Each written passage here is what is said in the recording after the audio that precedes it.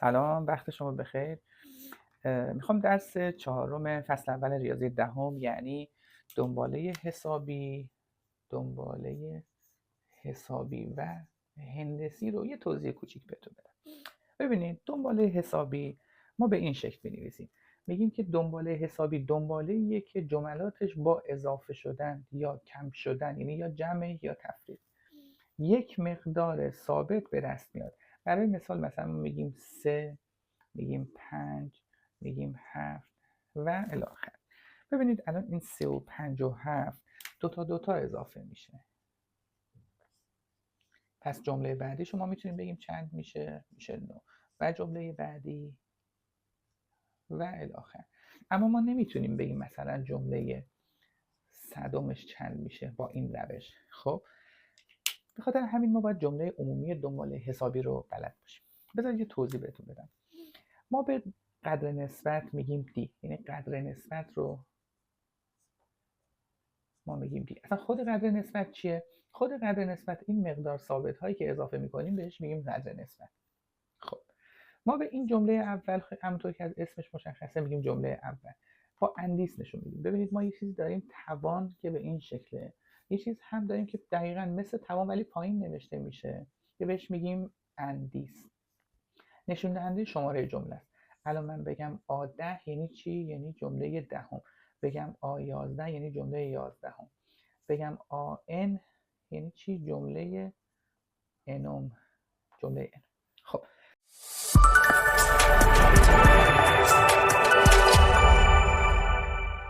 بذارید با یه توضیح بهتون بگم که چطور شما خودتون جمله انوم رو به دست بدید.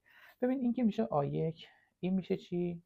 A2، این میشه چی؟ میشه A3. خب ما گفتیم آقا A1 اگر این باشه، A2 مثلا به صورت پایین نوشته بشه، A2 به علاوه دی میشه دیگه، درسته؟ پس این به علاوه یه دونه دی میشه. پس من A2 رو میتونم چی بنویسم بچه ها؟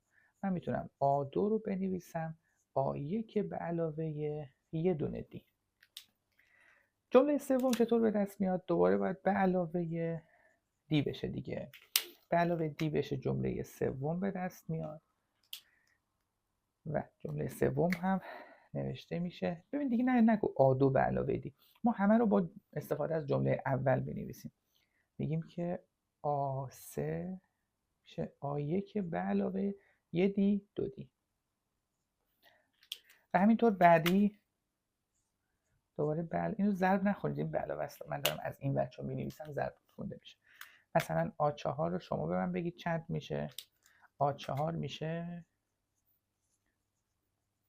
A1 به علاوه 1 2 3.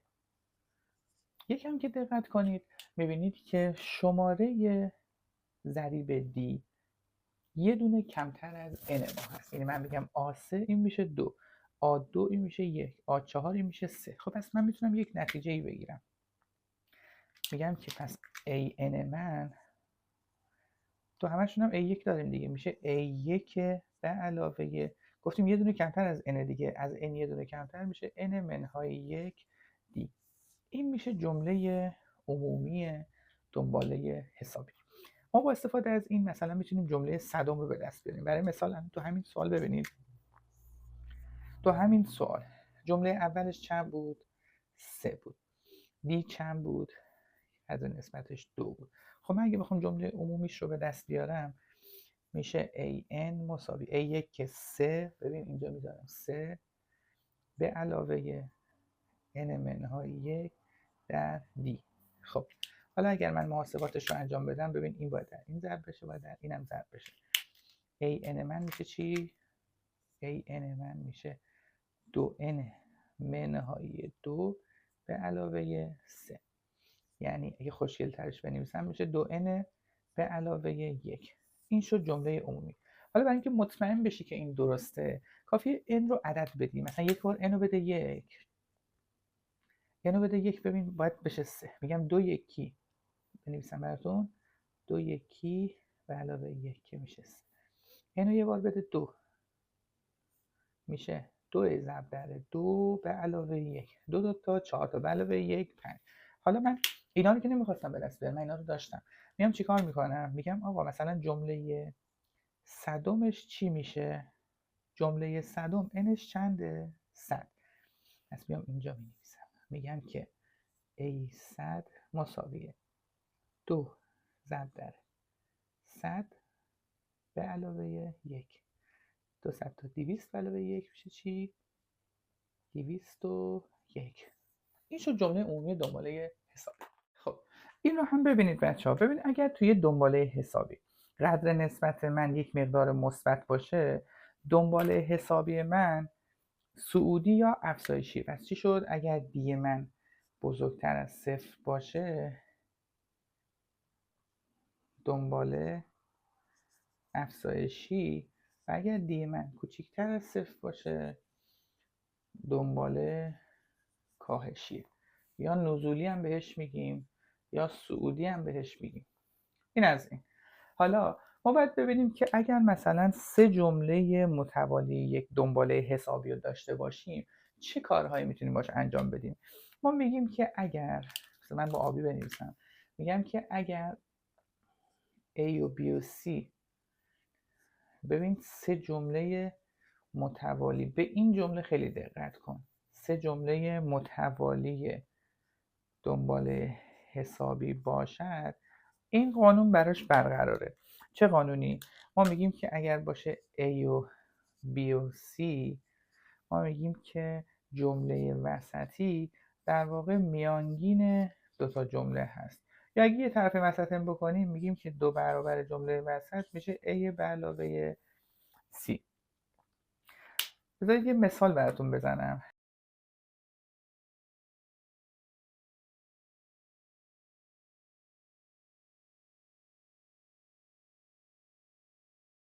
ببینید دقیقا 3 جمله متوالی. پس من میتونم اینو بگیرم A، اینو بگیرم B و اینو بگیرم C. خب ما چی داشتیم؟ میگفتیم که B من میشه A به علاوه C دوم. همین رو مینویسم. یا اینکه به این شکل گفتم 2 برابر B میشه A به علاوه C. خب من مینویسم که 2 ضرب در 2x به علاوه 3 میشه 6x به علاوه 1 به علاوه 4x منهای 7. این دو میدونید دیگه باید در این و این ضرب بشه. میشه 4x به علاوه 6 مساویه 6x و 4x. یک سر بنویسم 10x دیگه. 6x و 4x میشه 10x، 7 منفی 7 به علاوه 1 میشه منهای 6.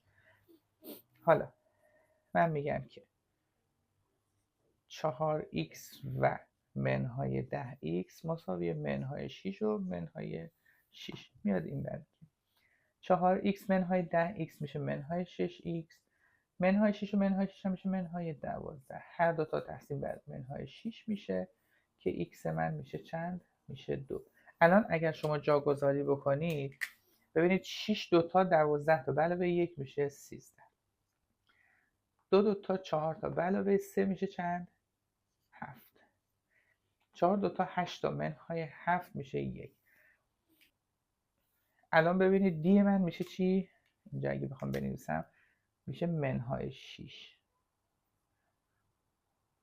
میشه منهای 6. یعنی یه دنباله حسابی کاهشی ما داریم. خب بعضی وقتا سوال میاد بهت میگه که مثلا بین دو عدد حقیقی A و B، ببین A و B مثلا میگه که n تا عدد درج کنید. مثلا میگه بین، برای مثال میگم که بین 18 و 62 میگه که 3 واسطه حسابی بنویسید. 1 2 3. ببین ما یه فرمول داریم، اگه خواستی با فرمول یاد بگیری، فرمولش میشه قدر نسبت میشه جمله بزرگی، یعنی جمله آخری منهای جمله اولی یه دونه تقسیم بر یه دونه بیشتر از تعداد خواسته شده. خب الان اگه بخوام این سوال رو با این روش حل کنم، دی میشه 62 منهای 18 3 به علاوه 1. پس دی من میشه 44 چهارم که میشه 11. پس 18 1 2 3 62. الان اگر جای خالی بخوام پر کنم 18 و 11 میشه 29. 29 و 11 میشه 40.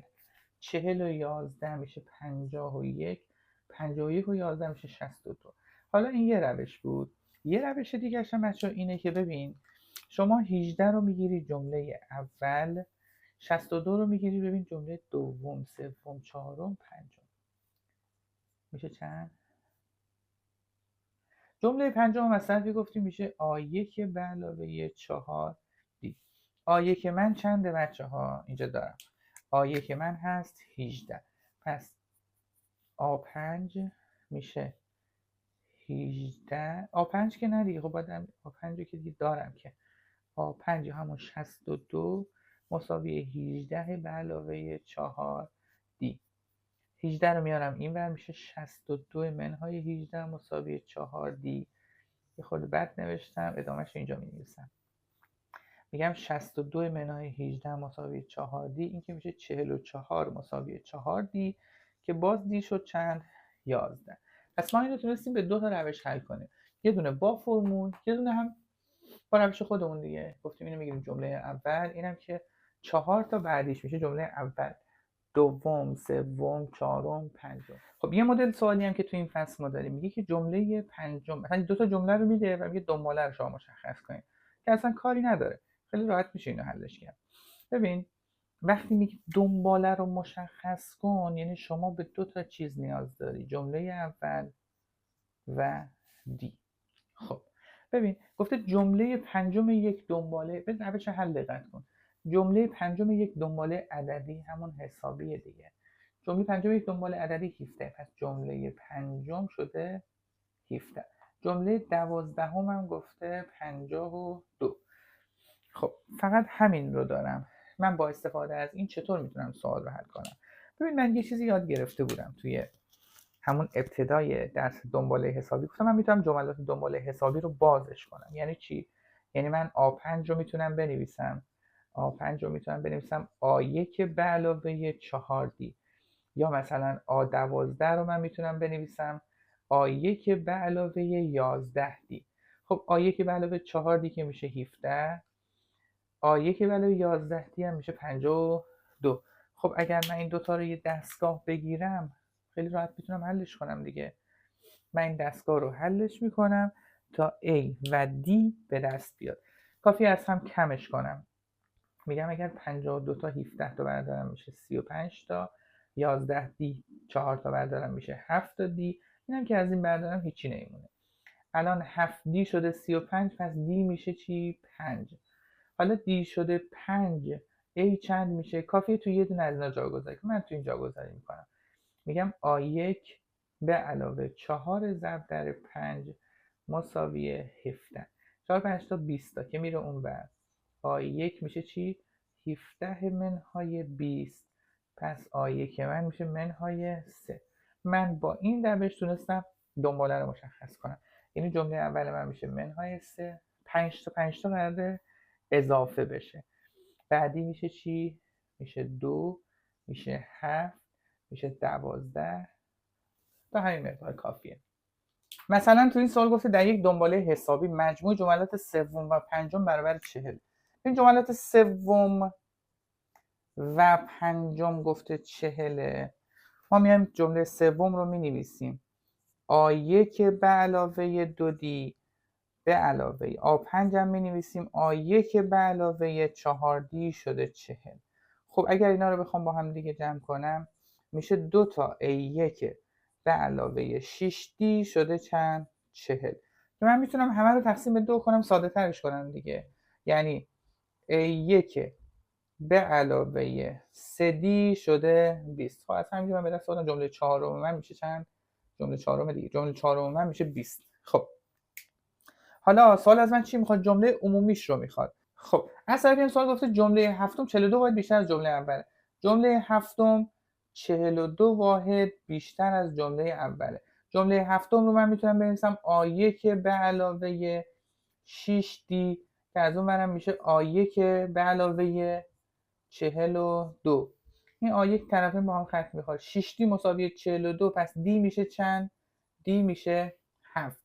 دی میشه 7. A1 هم میتونم از این به دست بیارم دیگه. میگیم مگه ما نگفتیم آ1 به علاوه 3 ضرب در 7 میشه 20. پس آ1 میشه 20 3 هفته 21 برانور میشه منهای 21 20 منهای 21. پس آ1 من میشه چند؟ میشه منهای 1. الان من دی رو دارم A1 رو هم دارم. خیلی راحت میتونم جمله 12 رو به دست بیارم دیگه. جمله 12 به چه شکلی نوشته میشه؟ جمله 12 میشه آ1 به علاوه 11 دی. پس آ12 میشه منهای 1 ضرب در 11 ضرب در 7 که حاصلش میشه چند؟ میشه 76. سوال گفته بین اعداد 10 و 620 4 واسطه حسابی درج نمودیم. مجموع این 4 واسطه چقدره؟ خب کافی اون چیزی که سوال به هم گفته رو من مینویسم ببینم به چه شکلی میشه. میگم 10 میگم x و y و z و t و 620 4 تا واسطه نوشتم دیگه. خب الان کافیه که من این 4 تا رو پیدا کنم. یعنی در واقع بچه‌ها ببینید همون دی رو اگر شما بخواید پیدا بکنید خیلی راحت میتونید مجموعشون هم به دست بیارید دیگه. من یه روشی بهتون گفتم. یه دونش این بود که اینو بگیر A1 اینو بگیر A1 A2 A3 A4 A5 A6 درسته؟ بعد بگو که A6 میشه A1 به علاوه 5D A6 که میشه 620 A1 هم که میشه 10 به علاوه 5D 10 میاد این ور میشه 610 اینم که میشه 5D همه رو تقسیم بر چند میکنیم؟ همه رو تقسیم بر 5 میکنیم. این که با این میره 610 تقسیم بر 5 میشه 5 تا 122 تا. پس دی رو می نویسم 122. حالا من اگر اینو بخوام بنویسم میشه 10 122 تا بهش اضافه کنم میشه 132 132 تا بهش اضافه کنم میشه 254 122 تا بهش اضافه کنم میشه 376 122 تا بهش اضافه کنم میشه 498 که اگه بخوام اینا رو با هم دیگه اونم که میشه 620 دیگه که اگه بخوام اینا رو با هم دیگه جمع کنم